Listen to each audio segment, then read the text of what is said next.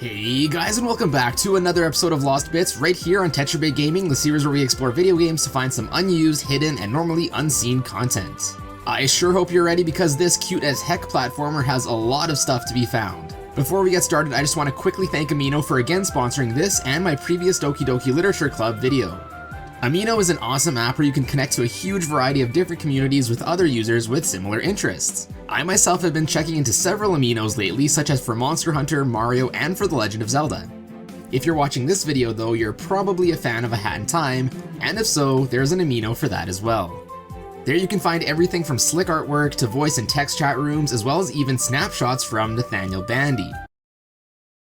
I too have been posting in a few Aminos and have just posted a short video of myself messing around with the game's cheats, which you too can see if you join the Hat in Time Amino. If this sounds like something you would like to check out and you would like to support the channel, the link to download Amino will be found in the description below. And with all of that said, go put on your purple top hats, it is time to find some lost bits. So for those of you unfamiliar with the development of this game, before the full version of the game was released, there was a limited release prototype as well as both an alpha and beta build of the game, which was released to those who crowdfunded the game in 2014 and 2015 respectively. As you can imagine, since the game was far from finished, there was quite a few things that went unused or were normally unseen. Starting off with the alpha build, the spaceship hub world was definitely incomplete and several areas were normally inaccessible to players for obvious reasons. For example, there's an inaccessible, clearly unfinished early version of our protagonist's bedroom. This is where eventually the Subcon Forest hub room would find its home.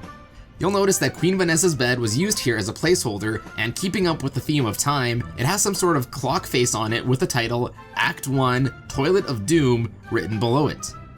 In a similar fashion, the room that would eventually become the hub room for Mafia Town was an almost empty green room with a single table in the center, as well as one Subcon dweller.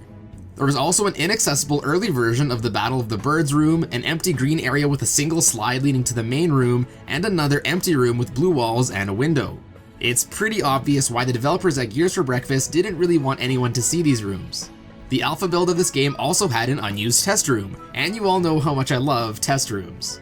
Albeit pretty small, this test room still contains some badge pieces, a timepiece, a vault code, a Mafia tie, and 2 red buttons. When activated, one of these buttons would start playing Vanessa's Manor music, while the other one would start the cutscene that plays when a timepiece is spawned. Based on the objects here, it is likely that this room was just used to test the functionality of picking up items and activating switches. Next up, we have some unused audio tracks. So a bit more backstory on the development of this game. Initially, several tracks were composed by one Eric Gleiser.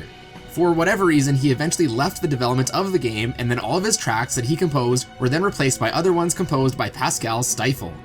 For example, here's the unused Chapter 1 intro theme which Mr. Gleiser wrote.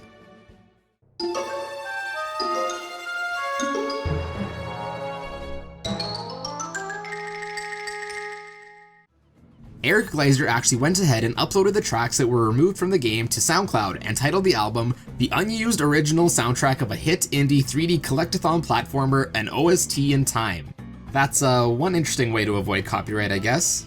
If you want to have a listen to the other unused songs, I will leave a link to the SoundCloud album in the description below for you to check out yourself.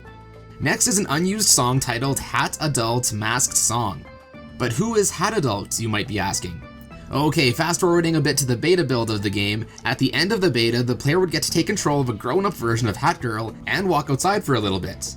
As of right now, any usage of Hat Adult has been completely scrapped, though I think it would have made for an interesting plot if she had been used in some way. Anyways, the Hat Adult Masked Song is a vocal track of a girl, probably Hat Adult, singing. Tale of a place, a deep forest. It appears to have been intended to be played over top of the Subcon Forest Masked, which is played at the end of the alpha. Tale of a place, a deep forest, dark with grace, there he lives blooming inside. The alpha of A Hat in Time also contains files for several characters that were scrapped from the final game. First we have Tim the CEO of Time. Get it? Tim, like time with no E? Seen in the pre-alpha prototype, Tim goes completely unused ever since. He is described to have been an eccentric tutorial character who would aid and instruct Hat Kid throughout her journey. He also has a third eye for some reason. Next is Thor the Inventor, who also goes unused. Well, almost. Although initially planned to be a more major character, the only remaining trace is a frozen model in Vanessa's manor.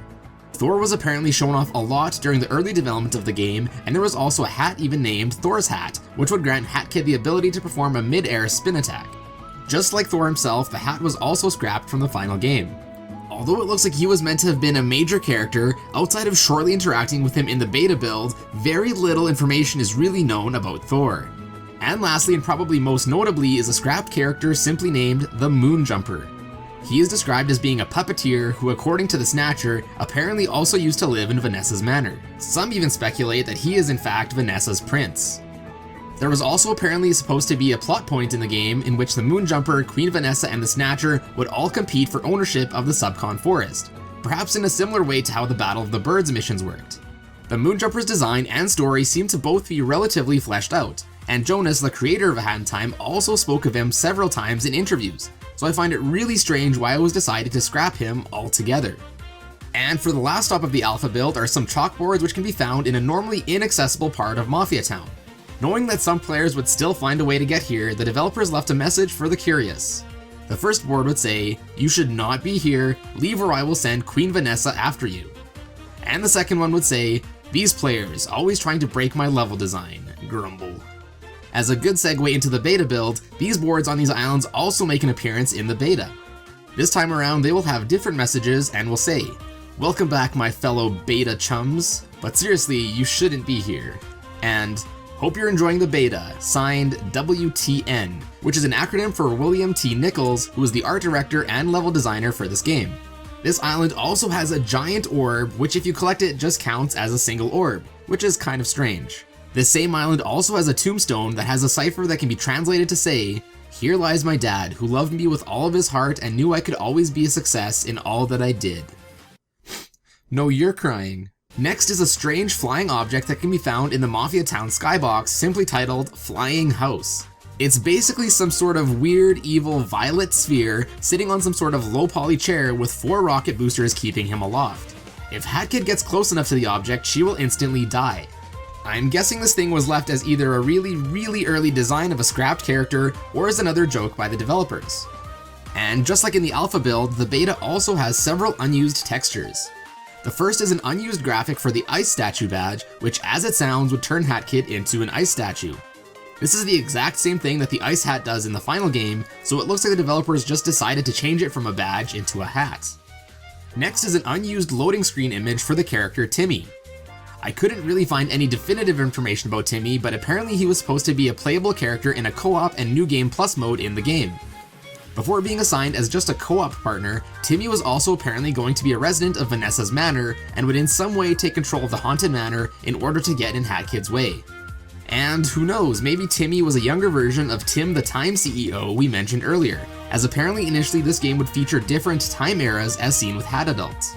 There is also an unused Coco meter graphic which would simply let the player know their Coco level. Since Coco is never found anywhere in the game, it's obvious why this was scrapped. Apparently it was supposed to have been used in a cut chapter in the game called Sand and Sails, which would take place in a sort of desert region. It was planned to be a large open world, I'm guessing similar sort of to Super Mario Odyssey's Sand Kingdom, and HatKid would be able to ride around in a cool looking sail cruiser. However, in the final build of the game, this level was replaced by Alpine Skyline, which is a similar style of open world exploration.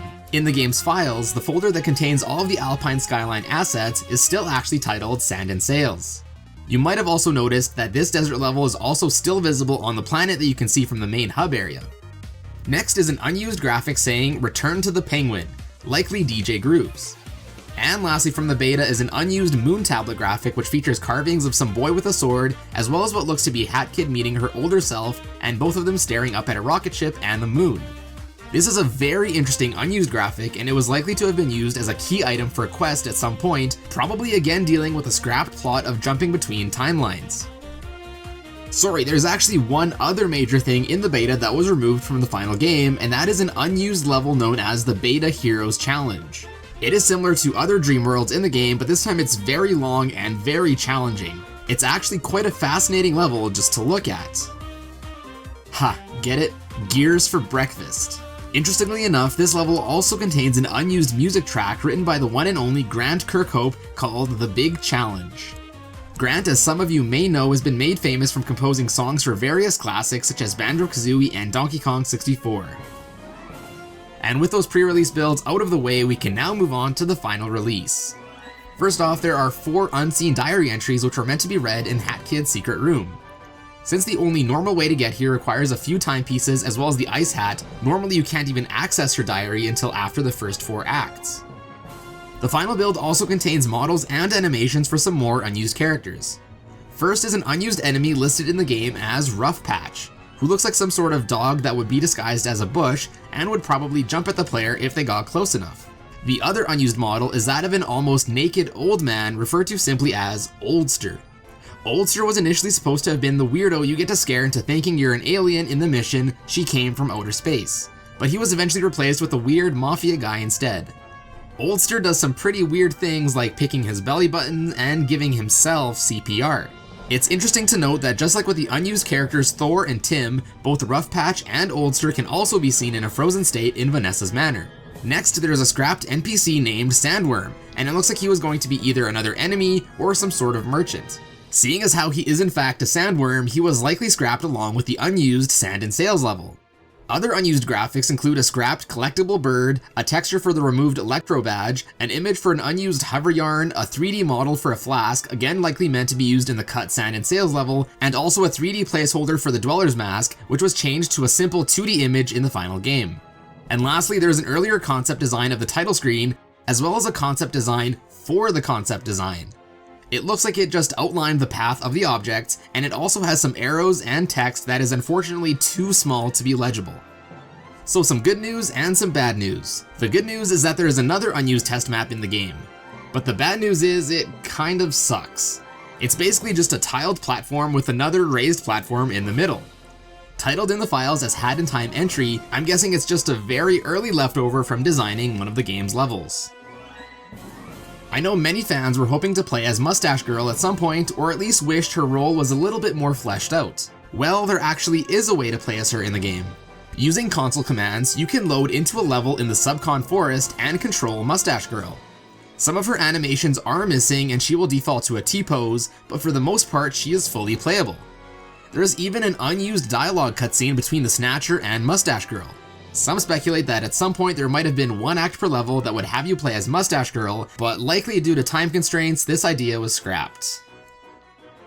As you've kind of been seeing throughout the video, by using console commands you can also easily fly around and through pretty much anything. This is done by enabling cheats and simply typing in Ghost. As you can imagine, this gives us the means to see a lot more stuff we aren't supposed to. Like, did you know there was a scrapped 3rd floor in Vanessa's manor? Well, if you played the beta, you probably did, because that whole floor was still playable there. Although the floor is still there, in the final build there isn't much left. The floor featured a section where you must challenge the Snatcher as he basically takes your form in order to get to the end of the level. This 3rd floor also looks the creepiest in my opinion, with all of the newspapers plastered on the wall and all of the messages written on them. According to Jenna Brown, the 2D art director for the game, the 3rd floor was removed because the developers weren't happy with how the puzzle functioned and decided to remake it. They unfortunately ran out of time to do so and decided to just use the first 2 floors instead. I guess we'll still never know what was supposed to be behind this big door that has been pretty heavily locked up. Well, besides this cheese wheel that simply tells us to sod off. Now these cheese wheels are actually found in numerous places throughout the game, and similarly to the inaccessible tent messages in the alpha and beta, they are meant to be little Easter egg jokes for those who decide to explore the areas that they normally aren't supposed to. And with that concludes this Lost Bit video on A Hat in Time, and I hope you guys enjoyed it. This game's cut content isn't really well documented, so I'm sure there's much more scrapped content and information that will surface eventually, and if it does, I will surely make a part 2. If you're new to the channel and enjoyed the video, please be sure to subscribe and click on the card right here to check out some more Lost Bits. And if you'd like to stay even more up to date with me and the channel, consider following me on other social media sites such as Twitter, Instagram, and Twitch, as well as joining my Discord server, which will all be linked in the description below. And as always guys, thank you all so much for watching today and for all of your amazing support, and I will see you in a bit.